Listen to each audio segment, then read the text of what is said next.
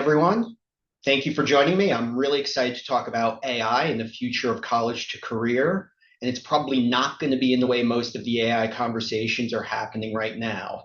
Before we get started, some housekeeping notes. First, the recording or the session will be recorded. We'll also be sharing slides afterwards. So no need to take copious notes. In addition, the chat is open. If you have questions, comments, etc. along the way, feel free to put them in. For anyone that's been on webinars with me before, I'm pretty good. If you see me peeking over to the right, it's just to keep an eye on the chat. We'll try to answer questions as we go through, but we'll also certainly leave some time at the end for Q&A. In addition, before I get into it, we have a really special opportunity that we're going to share at the end of this session, as I'm joined today by Valinda Kennedy. She's the program manager for Skills Build from IBM, focused purely on AI. So the fact that Valinda, who is a almost 3-decade veteran at IBM, has been leading this charge about AI skills in post-secondary education. And again, it's not about prompt engineers or just the technical aspects. The fact that she is leading this charge shows IBM's commitment to this. So again, really excited for her to be able to share a little bit about what IBM is doing. And again, the skills they're teaching beyond the technical AI skills tied to making a great early career hire today, but one who's also going to be a leader in the future. So to that, today, I'm not going to spend the time debating if AI is good or bad. We're not going to be discussing the tools or teaching prompt techniques or predicting jobs of the future. Those conversations can be useful, but the tool landscape candidly changes so quickly that a webinar focused on the tools is going to be outdated before this recording is even shared. And history shows us that the only certainty we have in trying to predict job trends for the future is that we'll be wrong. So today, instead, as we think about college to career and the impact on both early career preparation and hiring, I want to focus on what we know is changing and will continue to. The skills needed by the workforce, the evidence employers can trust, and how to help both employers and students make more informed decisions. So my goal is not to argue that AI is good or bad, and we're not going to go into too much detail about what specific jobs we will see in the future. It's, again, really to help the colleges and employers ensure that all of our processes are responding to the reality of what's taking place and what we'll need to rethink as a result. So the reason I want to focus on the process of college to career itself is if we get this wrong, the impact will be massive and really hard to fix. As AI is making many of the activities in college to career easier, it's also making the overall process harder to interpret. Candidates can find opportunities, tailor materials, submit applications at a speed that was impossible even just a few years ago. We know resumes, application answers, outreach messages, interview prep can all look much stronger because of AI. And on the employer and college side, we know coaching, communication, matching, screening, follow-up can all be automated or accelerated. And there's real benefit to removing so much of this process friction in the process. Students have access to roles and can get support that was previously expensive or inaccessible or dependent on sort of academic pedigree or who your family was. Recruiters can also reach more candidates and career teams can serve more people. Again, the routine aspects can be more efficient. But more activity is not really the same as better readiness, stronger fit, or genuine interest, or real relationships for that matter. In fact, the more polished and automated these activities become, the harder it is to understand what's actually underneath it. So the question is not just how do we use AI to support the process, it's also about how do we make sure the process is producing better decisions and outcomes for, again, all three stakeholders, the employers, the educators, and the students. So again, most of the college career conversation has been focused on the items on the left. Again, it's the automated coaching, the resume and cover letter tools, the interview prep and job matching and sourcing and screening and all of these things around efficiency. Essentially what's become an arms race, if you will, between candidates and employers that we've seen before. Again, as employers added keyword filters to ATS algorithms in the past, Candidates started optimizing their resumes for these ATSs. We're seeing this play out again with AI at an even more dramatic level. And again, these are legitimate topics. I don't want to minimize them. The concern, though, is that we're treating them as the whole conversation when they're really only the visible layer. The more strategic questions are the ones on the right. How's the work changing? What will an entry-level employee actually be expected to do on day one? Which tasks will go away and which will be accelerated and which will require more judgment? It's more than just updating the job specs, it's fundamental. And then as we get into the process itself, what evidence can we trust? If the language is easy to generate and polish using AI, how do we see a person's judgment and curiosity and actual capabilities? And then finally, it's about intent. Has removal of so much of the friction in the process made it more difficult to understand real interest? A candidate can produce a really compelling why us answer for 50 companies in minutes. That doesn't mean the candidate has meaningfully explored all of those companies. It also ties to the relationships being built. If every touch point can be automated using AI and optimized using AI, we may create a more efficient process, or one that may just seem more efficient, but neither side really is developing the meaningful connections to each other. And this has real implications, which we're already seeing as it creates what I think of as the signal problem.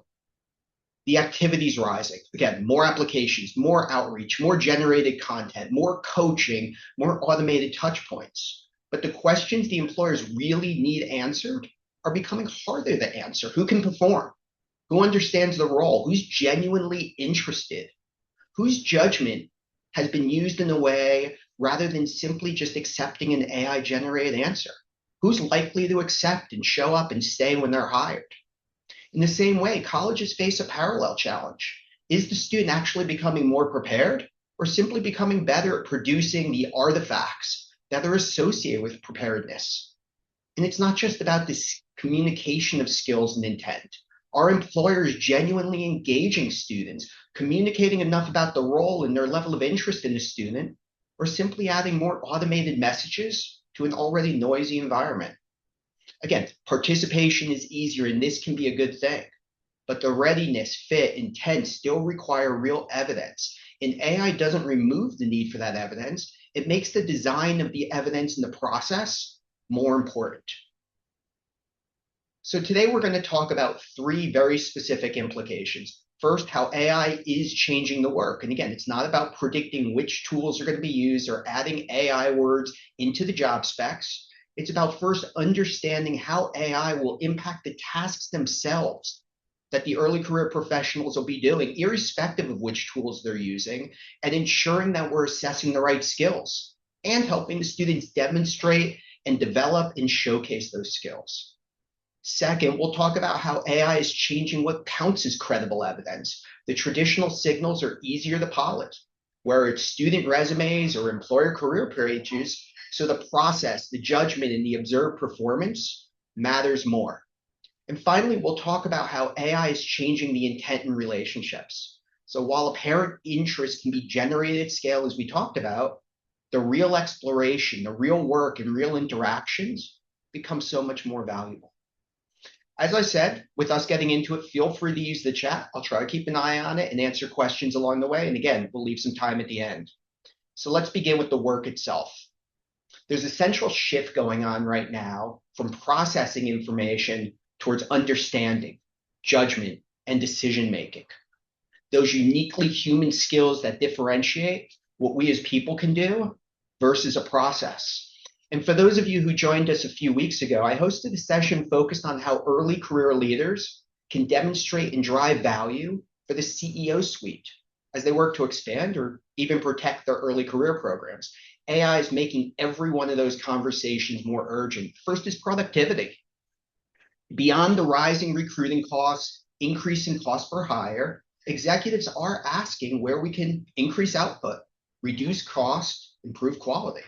And early career talent is a key part of that equation because early career work has traditionally included many of the tasks AI can now accelerate or do. We need to demonstrate that AI is not about replacing jobs, but is actually driving faster time to productivity and higher ROI for new hires. Otherwise, we'll be victims of the let's replace Claude the person with Claude the AI belief. The second is workforce planning. If some tasks do require fewer people while others become more important, what's the org chart of the future? And how does that impact the entry point? The third is around the design of the roles themselves. Again, C-suite's thinking about this. It's not enough to add the existing job description, add AI ready. The leaders want to understand which responsibilities move to technology, which remain with people, and which emerge, especially around judgment and escalation and accountability. And the final one is about the leadership pipeline. If early career employees no longer are spending as much time doing the foundational processing work, how will they develop the context and judgment they'll need later? We can't simply remove the bottom rungs of the learning ladder, or the employment ladder has been discussed a lot, and assume people will somehow arrive at senior level judgment. In fact, Microsoft's Work Trend Index talked about the fact that 83% of global leaders expect AI to let employees take on more complex strategic work earlier in their careers. It's exciting, but it also creates that development question. Earlier responsibility requires earlier opportunities to practice and demonstrate that judgment. And again, it's why early career talent is not a side conversation taking place around AI strategy. It's connected directly to productivity and workforce planning, role design, and future leadership.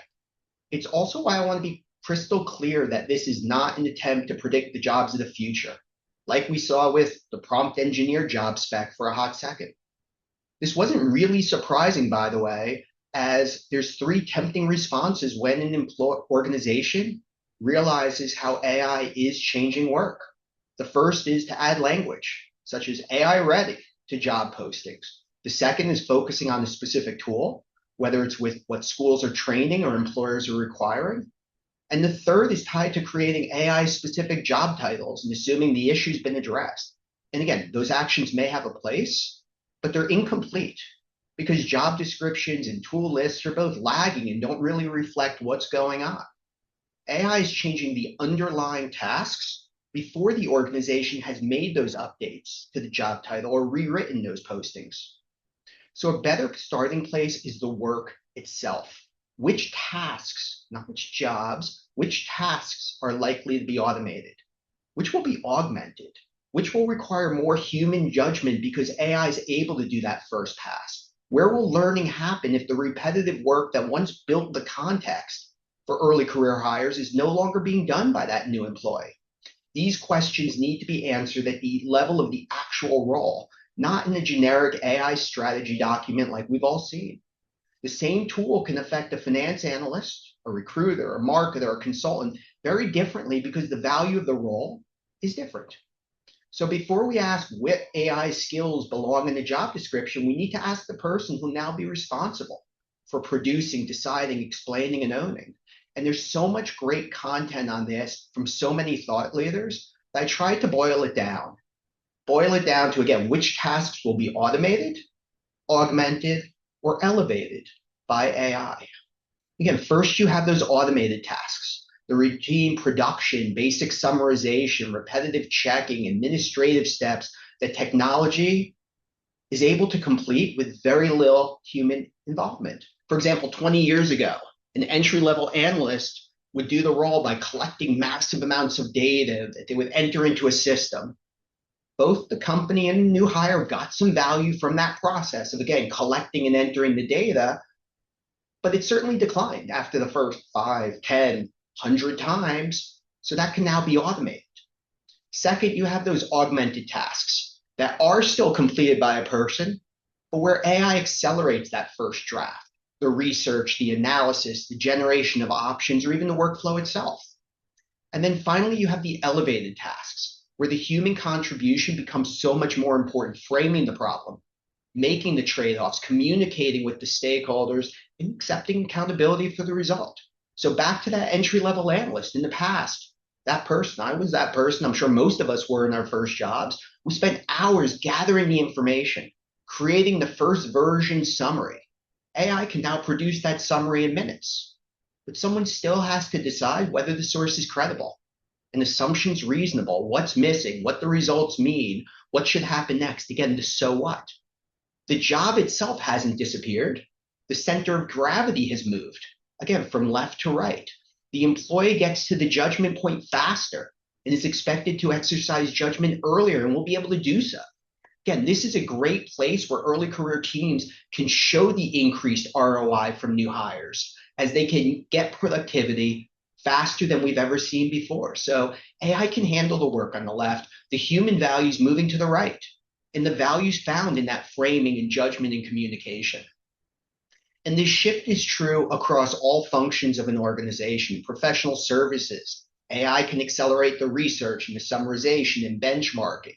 The rising human values really in questioning the assumptions, identifying the risks.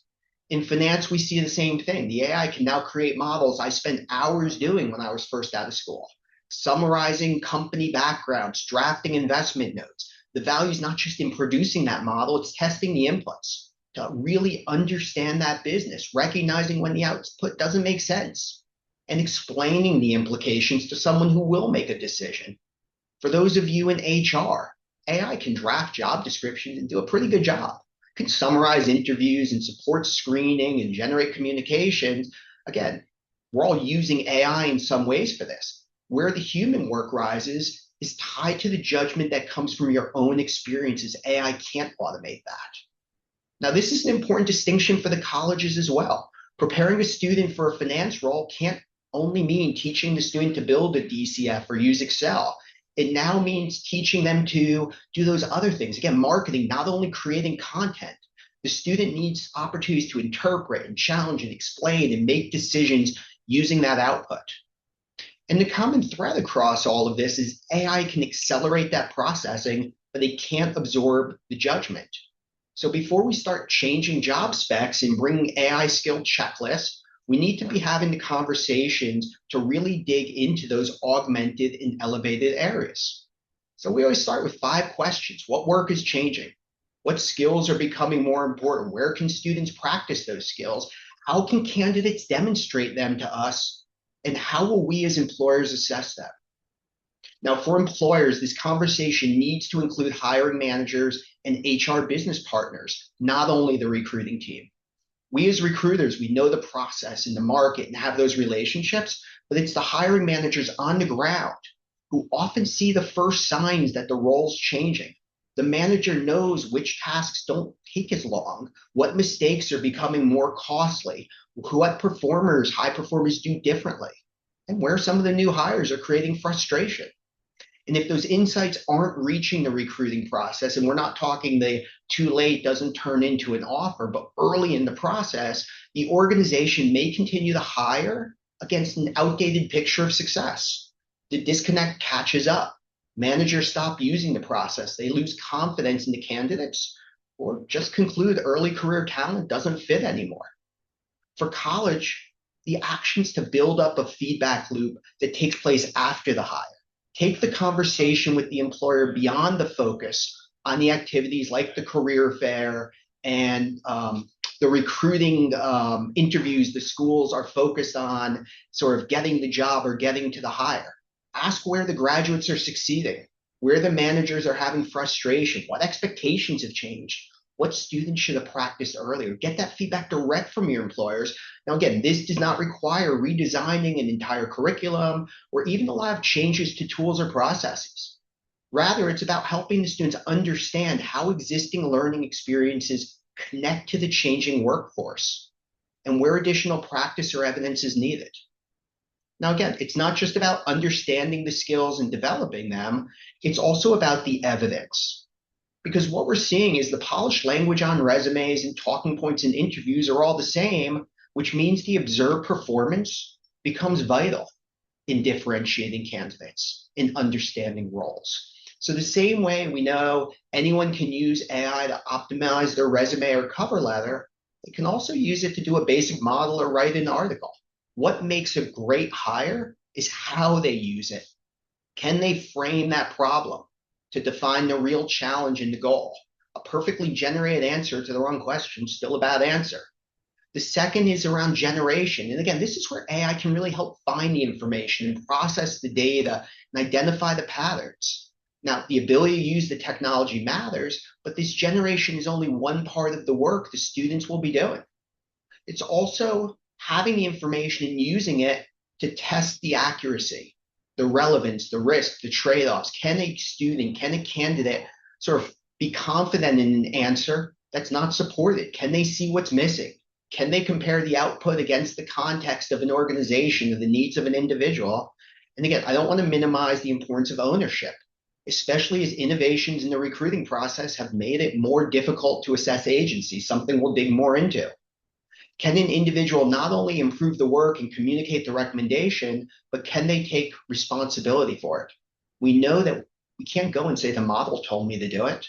Again, this is why judgment, communication, critical thinking, curiosity, adaptability are more important, not less important in an AI-enabled workplace. And again, McKinsey's piloting a use of an internal AI assistant during a graduate case exercise. It's interesting because McKinsey's not trying to just assess can a candidate prompt the tool. They're focused on whether the candidate could challenge the output, put it in context, and use their own judgment to improve the conclusion. This is a much more useful model than saying we're going to blanket ban AI or reward the person who produced the most polished answer. The capability that we need to understand in the process is what happens before, around, and after the generation. Again, the challenge is that as these skills become more important, the ability to demonstrate and assess them has become more difficult. And by the way, these are the same skills that were really, really hard to assess to begin with. The problem's not that the student used AI. The problem is that many of our recruiting processes were really designed to infer capability from outputs that AI can now create or improve. A resume or cover letter can be polished without showing a student's actual communication skills or judgment or coachability. A company-specific application answer can be generated without having to do that research or thinking about the real insights. Even in a video interview, we're seeing second screen support take talking points or even providing answers in real time. It's pretty crazy. And the traditional interview was never even a perfect assessment. We know confidence, polish, familiarity with the format sort of tend to overshadow actual capability. AI didn't create these problems. It's only making them easier to ignore. Now, that means we need to be really, really cautious about how we treat the strong performance in the process itself, as the process today is designed, as proof that someone will be a strong performer in the job. The candidate may be great at navigating the selection system while actually providing evidence of how they'll work when the problem's unfamiliar, or the information's incomplete and someone's relying on their judgment. Again, the response to this shouldn't be let's add more surveillance or assume every polished answer is dishonest. The response should be redesigning parts of the process so we can already observe more of the thinking, the choices, the learning. And again, this is not a new thing. In the past, the process has happened. When it was a little bit less efficient, we were able to better evaluate the whole candidate, and candidates could better show who they are beyond the four corners of their resume. The process recognized the evidence of the capabilities often present, but as we continue to automate the process, we may fail to know it. So judgment may be visible in a case interview or a project or another experience where students are making decisions, but the key is not how it's labeled, it's what the student actually considered or changed or rejected. Problem solving or agency, shown up in the past in how the student gets into the door. The student who identifies an alum or reaches out to a mentor, asks a professor for an introduction, or finds some other resource is solving a problem. The automated process only sees that the student had the resume and may not have followed the standard path. A thoughtful employer sees that that student really showed the resourcefulness. Again, learning or adaptability, I want to hit that one really hard because it's vital right now, especially given the rapid evolution of the technology, that it may not be visible in the current process that the student athlete was highly coachable. They've repeatedly received feedback, adjusted their performance, and returned to practice using those insights to improve. And we know that's a vital skill but it gets missed oftentimes when we are relying on AI to analyze. And then the last one I'll talk about is intent. Again, as we think about the application avalanche and where it's hard to know who applied because of convenience or curiosity or actual commitment, we have a great article, by the way, on the 4 C's. We include a link. You should take a look. So are we seeing the consistent, authentic engagement over time that demonstrates intent and interest? The questions a student asks, what they choose to learn, whether they follow through. Do those actions match what we want to see to demonstrate interest? Again, none of these are demonstrated as automatic proof in the past, and they shouldn't be demonstrated as automatic proof right now. Again, being a student athlete doesn't automatically make someone coachable. But what it does is it gets a signal, and the current process has often caused those signals to get lost. The NACE career competency framework really makes a similar point that competencies can be demonstrated in a variety of ways. Again, behaviors like seeking feedback and leveraging relationships can be used so many different ways. The real question for employers is whether the process has been refined to such extent that it's more difficult to actually assess those skills just as much as it is for students to showcase them. And with the evolution of the roles because of the AI, it's gotten amplified. Again, for colleges and students, the core is making the work visible. And for career centers, it's helping the students understand how to do this. What was the goal? What was the context that mattered? What constraints or people help shape a decision? Where did AI help and where didn't it? What happened as a result? And what would a student do next time? A student who worked 25 hours a week, it's not just about saying that experience taught me grit. The student needs to be talking about specific periods when the work and school demands collided and how they set priorities. Again, we've lost the opportunity for that in so many aspects of the AI-driven process. A student who used AI in the class project, again, shouldn't simply list the tool as a skill. Rather, the student should be talking about how it used AI as a thought leader. Now, again, colleges can reinforce this. Again, the importance of showcasing that crosswalks between what the students are learning in the classroom, both around technical and the core skills, and how they can showcase them in the process. And again, you can do this without turning every class into a career course. Faculty, career teams, supervisors, mentors can all help students recognize the workplace evidence they're already demonstrating through their academic and co-curricular and other activities. In fact, I was with the William and Mary folks at NACE, and they were talking about how they were doing this with classes like philosophy. Again, not vocationalizing it, but helping students understand how they were developing problem-solving skills and critical thinking. And even the faculty member, the tenured faculty member who taught philosophy, wanted to help students showcase this in the class because he thought it would drive more engagement with his students. Again, the goal is to translate experiences into evidence, not just add more claims. Which gets to the last point, and something I touched on earlier with the 4 C's and the importance of understanding interest and intent, especially in the world of the application avalanche. It's about the relationships. Are they really interested? Employers hear this question and think immediately about candidates. Does the student truly understand and want the role? But the student's asking the same question about the employers. Is that company, is that individual actually interested in me? Or did I receive the same automated message as thousands of other students? Is there someone behind the process? Is the opportunity what the employer says?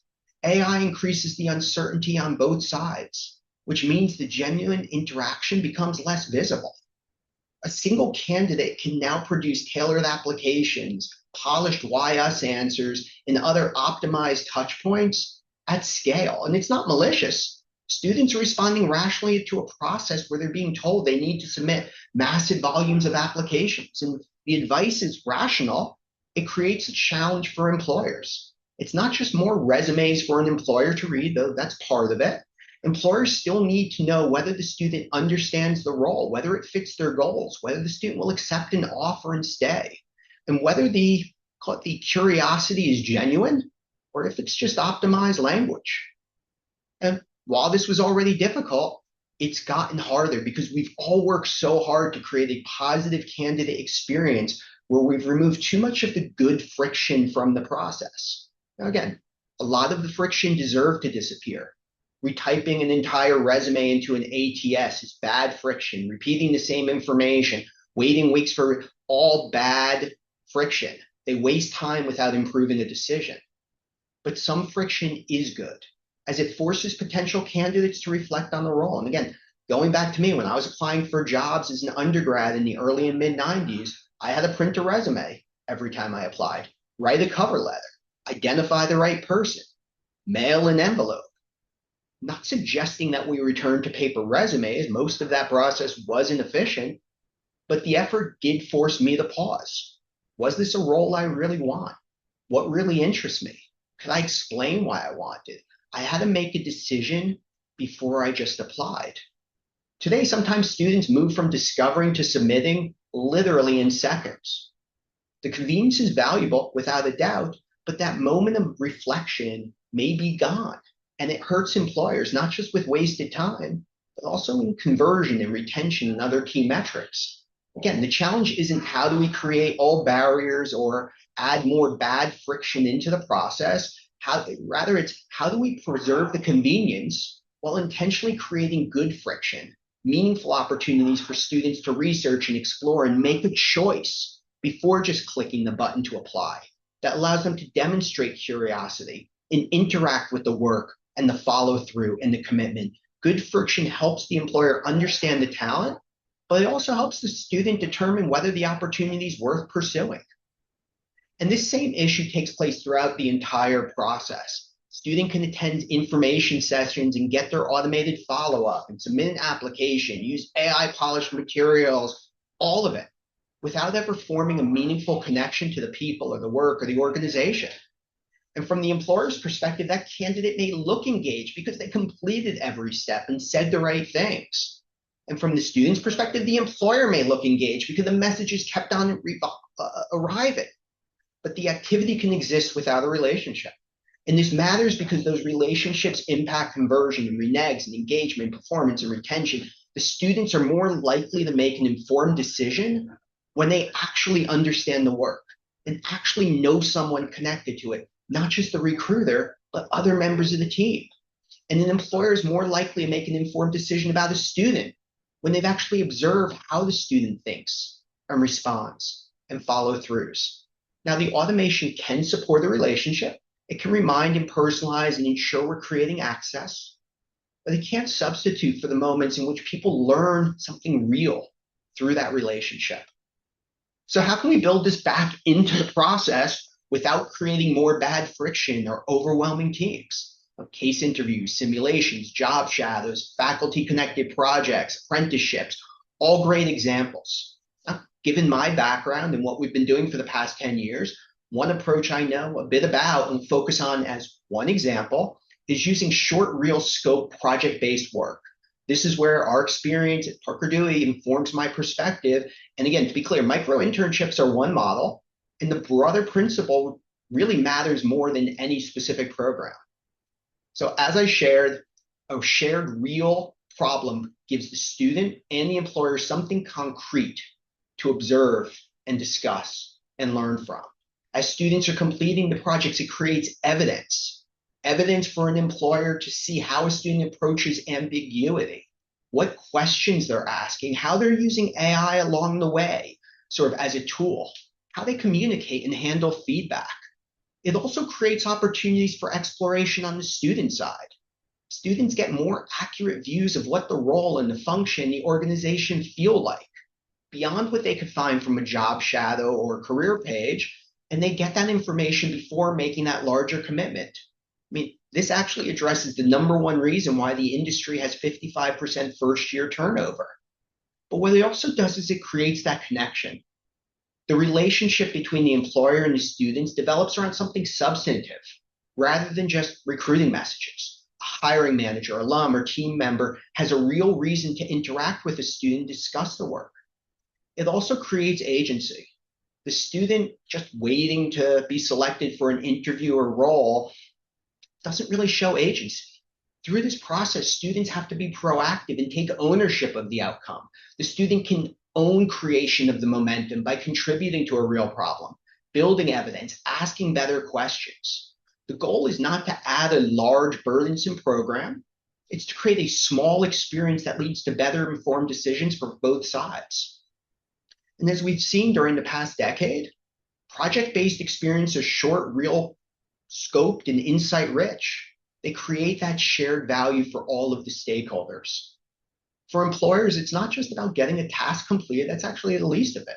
It's employers capturing the real evidence that this is the right hire, showcasing their organization to students, and doing so in a way that builds the relationships that drive those key metrics. For colleges, this is a great way to deepen those employer engagements because the conversations can no longer be, will you attend our career event or post a job? Through this approach, colleges can help employers align to the specific challenges employers are sharing. How can I drive more attendance into my info sessions, especially for specific student populations? How can I keep them engaged after a career fair? How can I improve the hiring decisions? But it's also providing insights so colleges can coach students beyond the resume reviews and mock interviews using real data and before the FDS, helping more students get jobs and keeping employers happy. And it's important, particularly right now, because many colleges are thinking about work integrated learning, but their traditional employer ask can be heavy. Hosting a semester-long capstone, managing a team, visiting a campus over and over and over, additional internships and apprenticeships and everything else.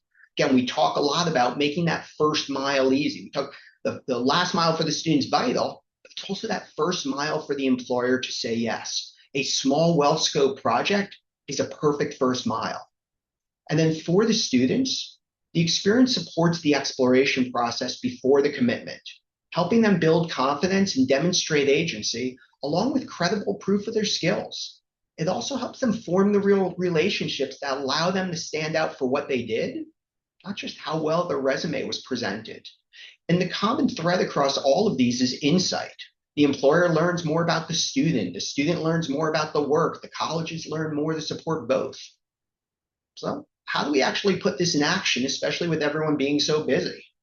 Well, unlike so much of the work that we do in the early career phase, which requires months or even years of lead time, or tens or hundreds of thousands of dollars of investment, countless hours of our time just to see the result, this doesn't.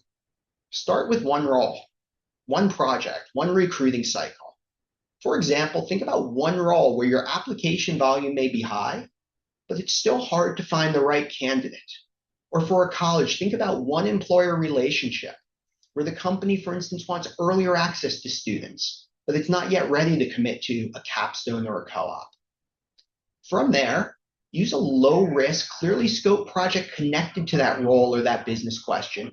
Design it to reveal skills and intent. And by the way, if that sounds hard, don't worry. We do this for companies all the time. We actually have a great tool we're going to be sharing more about next week that automates this. So using that project, you can get really, really quick data. Again, not days I should say days, not months or years, to help you understand which skills matter, whether students are genuinely interested, whether students have the skills, whether a different population could succeed, whether hiring managers will engage, whether the work itself has changed. And use what you learn, not just for that one case, but to redesign the next decision. The first experiment doesn't need to solve the entire system. Just provide a little evidence, a little data. Now, if you're interested in seeing this, I want to introduce my friend Valinda. Valinda leads IBM's program around skills build, and she'll tell you a little bit more about an incredible program IBM has been spearheading.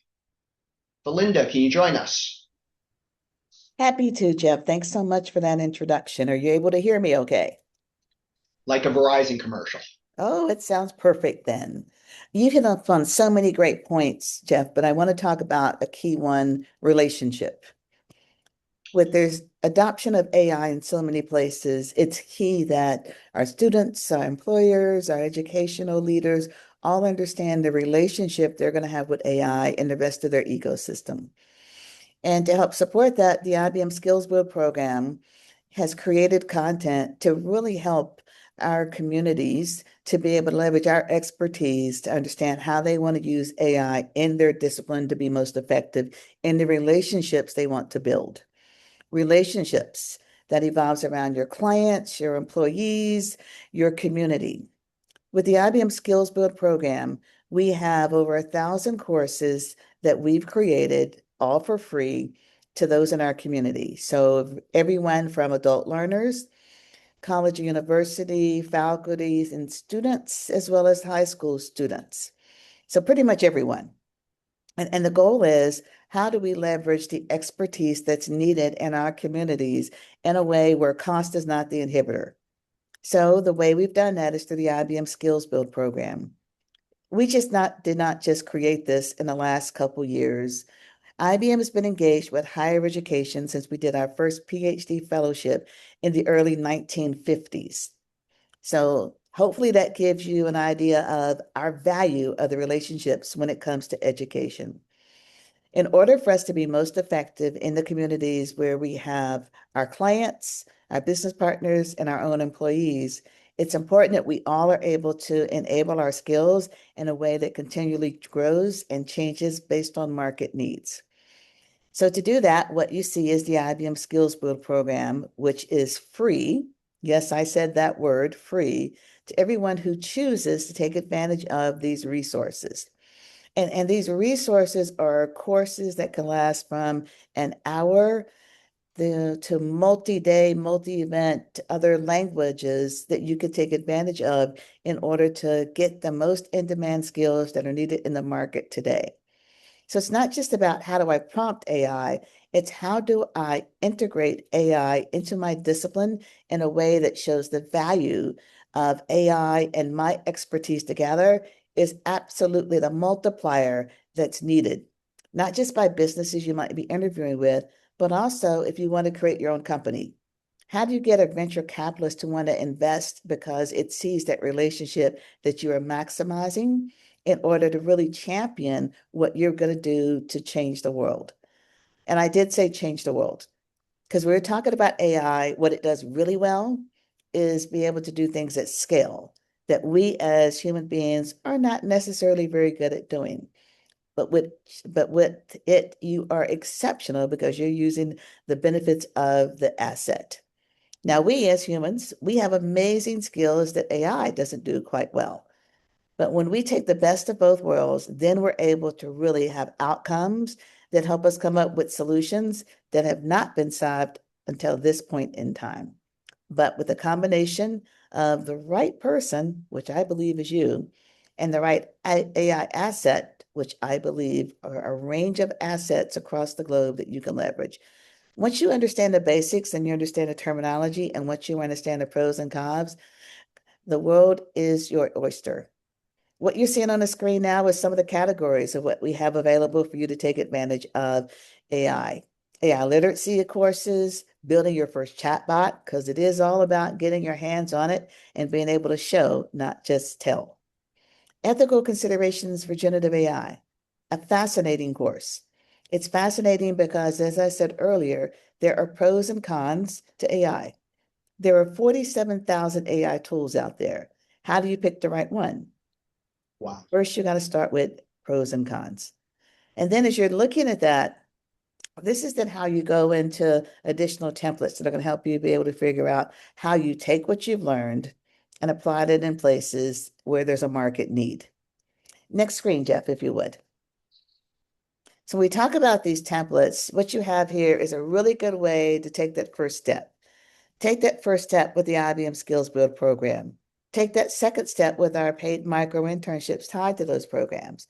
And then, while we have some very specific schools we work with around these micro internships, when we have a relationship at scale, I know that the Parker Dewey site on its own is a phenomenal area that everyone should be aware of. And I said everyone, because if you don't take advantage of it, there's somebody in your ecosystem that is desperately in need of, how do I show people what I can do? And the Parker Dewey micro internships is the show me piece of that discussion, which is why I've partnered with Jeff Moss and his entire team at Parker Dewey to be able to combine the IBM Skills Build program with the Parker Dewey program to really elevate the work that we're doing with higher education institutions across the US. I thank you for the chance to have these few minutes with your team here, Jeff. I thank you for the partnership that we've had for several years now. And I encourage everyone on the call, take that step. Check out IBM Skills Build. Take a course, then take a second course. And you know the secret sauce here? Many of the courses have digital credentials so that you can build an entire portfolio transcript that you can share with that next prospective employer or venture capitalist or investment banking deal you're trying to close. You can show them your transcript of your badge credentials from IBM that then also maps out the skills that you've achieved in order to be able to make that impact on that company or on that bottom line financial investment that you know you can make. So we've laid out the roadmap. We've given you the starting tools with the skills build. We've given you the way to demonstrate it, and I hope to see you taking advantage of both. Jeff, I'll turn it back to you so we can take questions. Thanks, Belinda. A couple things. Again, first of all, massive, massive, massive fan of this program. As Belinda said, it's been going on for years. And it's a great example of the win-win-win between organizations like IBM, students, employers, and schools. Secondly, as Belinda said, for those of you who are individuals looking to upskill on AI or for universities looking to help their students upskill, the Skills Build program is nothing short of outstanding. And to be very, very clear, it's not just for the computer science students. In fact, it's almost even more powerful for those students studying liberal arts. Again, think philosophy, think history, or other areas, marketing, accounting, great resource. The other reason I want to highlight is with so much of what we've talked about before, as you think for the employers about quote unquote dipping your toe in the water, this program is an ideal way to do so. That the projects are pre-scoped. If you're trying to think through how AI is going to impact various roles in various departments, take advantage of the fact that IBM is covering the cost, not only of the training the students are receiving, but the cost of your first couple of these micro internship projects. So again, it is an incredible opportunity to build upon what we were just talking about. So to close this out again, before jumping into the questions, three implications. One, work.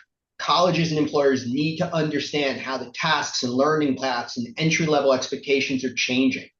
Don't assume a job spec will tell you what the job will require for 2 years from now, or even what the hiring manager needs today. Doesn't require a crystal ball to predict which of the, I think Belinda said 47,000 different AI tools will win. It's simply that the professional roles will continue to evolve in a way that more judgment and analysis will be required and it's less process. This has been happening for decades. AI is just a continuation of this. Second, it's about evidence. Make sure for the employers that your recruiting process is assessing the right skills and actual interest. Don't confuse the polished artifacts with actual capability, and don't overlook the meaningful evidence because it doesn't appear in the form the system wasn't really designed to process. And then finally, the relationships. Find those ways to create the meaningful, authentic interactions throughout the process. So both students and employers can make better informed decisions. Don't let the automation replace it. They can support the relationships, but not replace them. The opportunity is really to make college to career more human, more evidence-based, more fair, more connected to real work, even as more of that process becomes automated. And it may sound counterintuitive, but this is the central opportunity AI creates, as Belinda alluded to. As generated activity becomes abundant, it's the authentic evidence, the human judgment, the real connections that make the difference. So with that, I have three questions again for employers, for colleges, and for both to think about sort of as we leave. But with that, open it up to Q&A. I see a question in the chat. How can schools participate in skills build at scale? Belinda, I will let you answer that. Thank you very much, Jeff. That's a great question. Because let's start, everyone out there today can take advantage of IBM Skills Build by going to the skillsbuild.org site or starting with the QR code that was on the second chart I was able to go through. Now, at scale, it's really easy. You reach out to me. At scale, it's really easy because you can go in today and see all these resources, over 1,000 courses, content that's constantly being updated. And at scale means you're going to have all your freshmen take an IBM Getting Started with Generative AI course, or you're going to have everyone on your campus take a course on getting started with building your first chatbot. And this is not a game changer. This is making sure you're equal to what's going on out there in the rest of the schools across the US. So there's schools that have said by 2029, all of their students will be AI literate. There's institutions right now that are having all of their faculty, administration, and staff take one of these 3 hour, that's 3 clock hour, not 3 credit hour courses by August 1st. And then all their students will take that same course before the end of the current fall semester. Think of the power in that statement. Everyone, faculty, staff, and administration is getting an AI industry badge, and all of your students are getting a badge, or all of your freshmen are getting a badge. Think of the impact that has on the community you serve. You've now at scale brought over and made very clear that you are the starting point for base AI knowledge.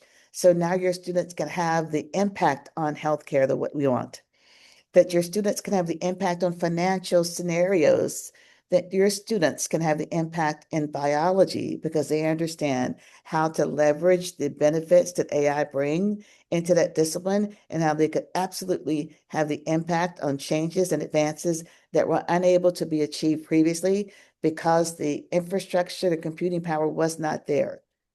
And I say that because all of us today walk around with technology that has more computing power than put the first man on the moon. And that technology is that phone that is somewhere within 48 inches of you right now. More technology is in that than put the first man on the moon. So when I say we can absolutely change healthcare, transportation, we can change what goes on with supply chain management. I am making that statement not from a place of guessing, but from a point of if we could put a man on the moon and now you have that capability in your pocket, imagine what you could do to change the world where you're investing in your education with this powerful tool.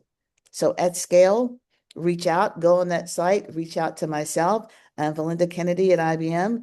You can also find me on LinkedIn. That's how we can make sure we do this at scale. Thank you And for the great question.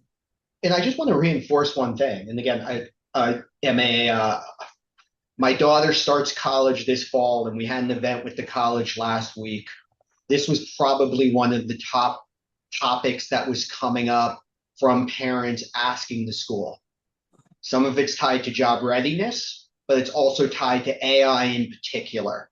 And the schools need to be prepared. Again, the Career Center, obviously, but even some of those other departments to be able to respond how we're making students prepared to be AI ready. And again, this is not about vocationalizing education. In fact, I would argue that programs like philosophy and history and sociology and the humanities are more important in this coming world, but we can't rest on our laurels. Connections like what Valinda described between the schools and, again, tools like and resources like IBM is providing are vital to doing this. The other thing, again, I will add for the employers, this is vital as well. If you're not getting these questions already, though I'm sure you are, you should know that hiring managers are asking them. Senior executives are asking them. They want to know how their employees are job ready. They want to be able to defend early career programs or decide they shouldn't have them. And we need to get ahead of the curve to make sure that we're able to do that. Any other questions from the audience? I guess with that, thank you so much, everyone, for joining. Valinda, thank you for joining. And again, thank you for just your ongoing passion and support for this initiative. While I know IBM takes it very, very seriously, given, again, a 30-year IBM veteran is running it and the millions and millions of dollars that IBM has invested in this, I know personally how strongly you feel about this and about the opportunities that we all have to leverage AI if it's used in the right way. And the work you and IBM are doing to create this is just incredible. And again, everyone, if you have other questions, feel free to reach out. As I said, we'll be sharing the webinar. the recording, all of the slides. You can access the QR codes, but always feel like you can reach out to us directly. We can connect you direct to Belinda, answer other questions. And with that, happy Friday Eve. This concludes the webinar. Have a wonderful rest of the week.